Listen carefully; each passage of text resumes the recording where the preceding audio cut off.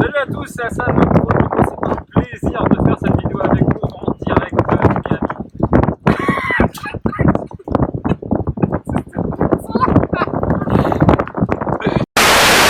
Salut à tous, c'est Hassan de Pro. C'est un plaisir de faire cette vidéo avec vous. Je suis en direct de Miami. Bon, il y a un peu de pluie, c'est normal. Il y a eu un ouragan qui est passé il n'y a pas longtemps. Donc il y a eu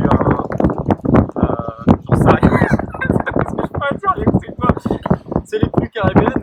Non, Miami c'est la Caraïbe. Salut à tous, c'est Hassan de Prodimo. C'est un plaisir de faire cette vidéo avec vous en direct de Miami. Bon, pas de chance, il pleut un petit peu. Quoi vous dire, aujourd'hui je vous fais une vidéo un petit peu spéciale parce que ça a été mes vacances et je vais vous donner 3 conseils essentiels pour devenir un mania de l'immobilier. J'ai passé une semaine à Miami, c'était formidable. Hi, how are you? Fine, good. See you later. Ok, mon ami Justin Bieber à qui je viens de vendre une maison. On a passé des moments exceptionnels, ça a été fantastique. Bref, une semaine de rêve à Miami. Un petit peu dommage pour le temps, mais voilà, vraiment un gros kiff. C'est ça être le des voyages de rêve, une vie fantastique. Faites comme moi. Si je l'ai fait, vous le ferez. Suivez mon parcours et vous aurez la vie de rêve.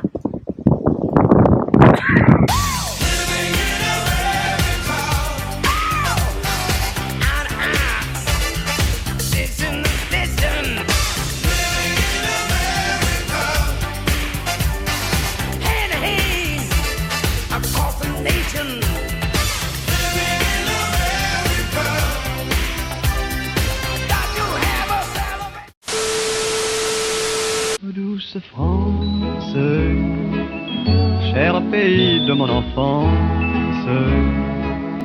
bercé de tendre insouciance, je t'ai gardé dans mon cœur. Mon village. On se casse. On se casse. Non, je déconne. On est en Vendée. On a passé quand même des super vacances. Ça a été un vrai kiff. 6 ans que j'ai pas pris de vacances. C'est ça l'immobilier. Ça vous demande beaucoup de travail. Ça prend beaucoup de temps. On a passé quand même des vacances de dingue en Vendée. Il a fait beau ces dernières journées où il a pas fait beau, mais on a fait quand même des trucs incroyables. On a fait du quad, du jet ski, on a fait du saut. Allez, on rentre au mobil-home. Non, ça fait con de dire on rentre au mobil-home. Allez, je vous dis à tout de suite pour mes conseils. Petit mobil-home sympa. En tout cas, c'était très fonctionnel, très propre. L'endroit était vraiment sympa et de très haute qualité.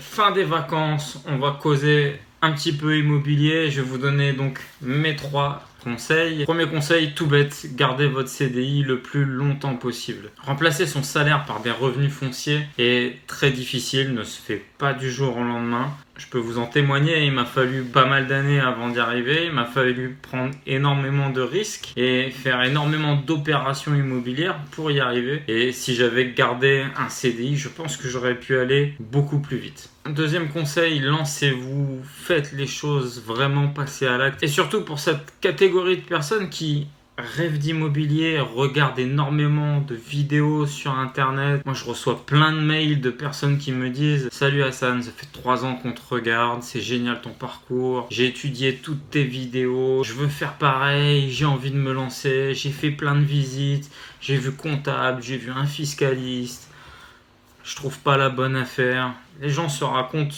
plein de mensonges ou se mettent plein de freins pour justement pas le faire. Mais si votre rêve c'est de le faire, faites-le.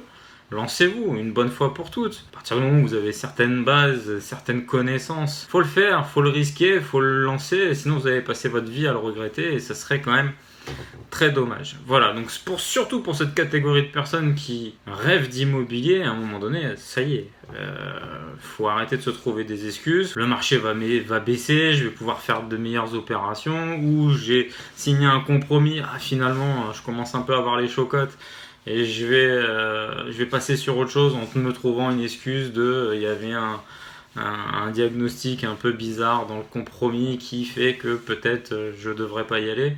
Non, à un moment donné, il faut sortir vulgairement les doigts du cul et puis faire les choses.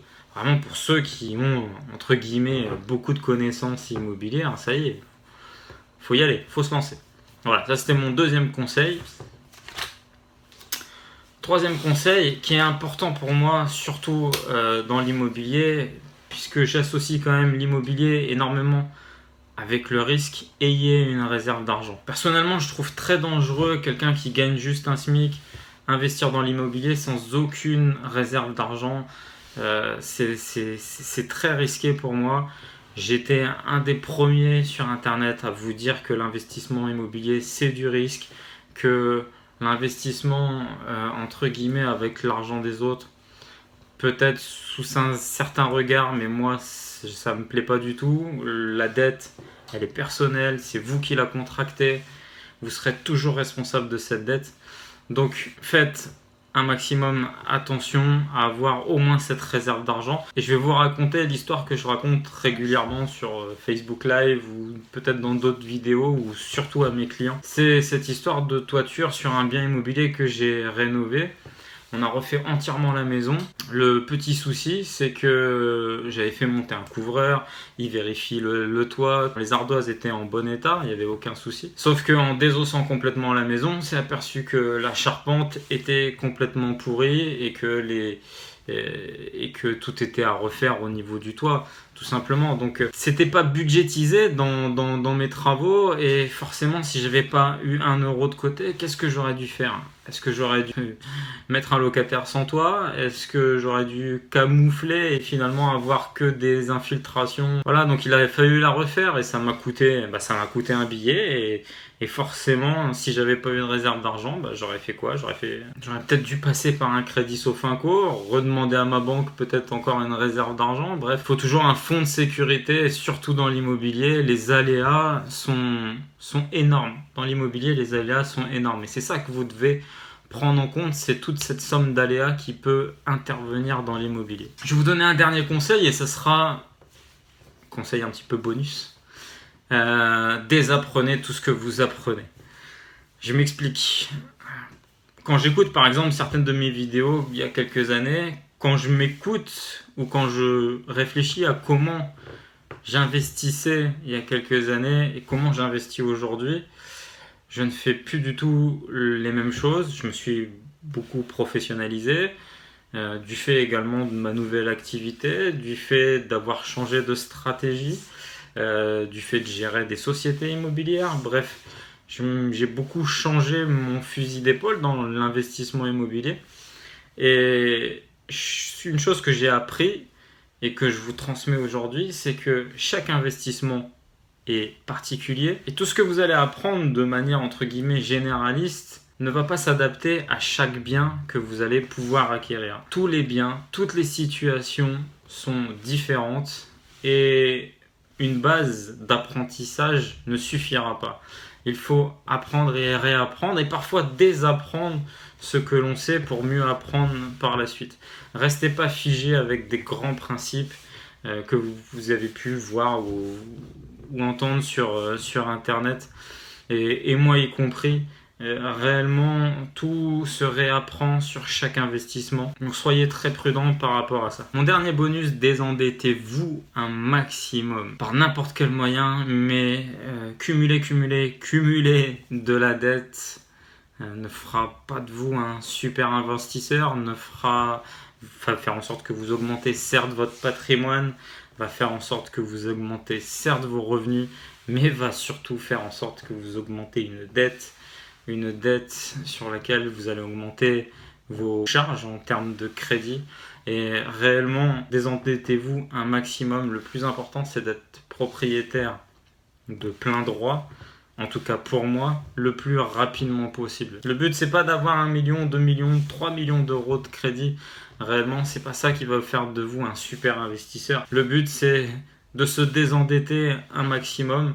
Moi, pour vous donner un exemple, je suis dans cette phase-là à ce jour. À moyen terme, je serai en capacité de ne plus me servir des banques et ça sera vraiment un passage complètement différent dans ma vie d'investisseur. C'est un choix très personnel, mais je pense aussi réellement et très sincèrement que c'est très dangereux, surtout pour des personnes qui sont entre 1500 et 2000 euros, d'avoir 1 million, 1,5 million de crédit.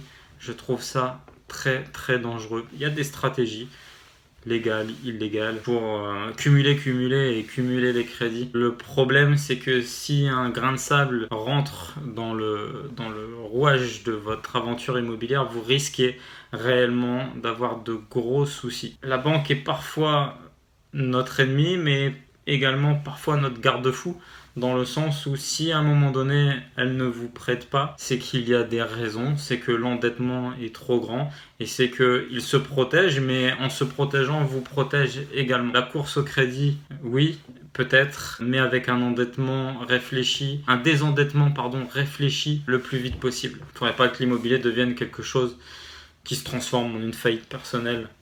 Donc faites très attention à ce que vous faites. Voilà, j'espère que cette vidéo vous a plu. Laissez-moi un like sur cette vidéo et abonnez-vous à ma chaîne. C'est totalement gratuit. Faites en sorte que cette chaîne YouTube soit le plus haut dans l'investissement immobilier. À bientôt. Ciao.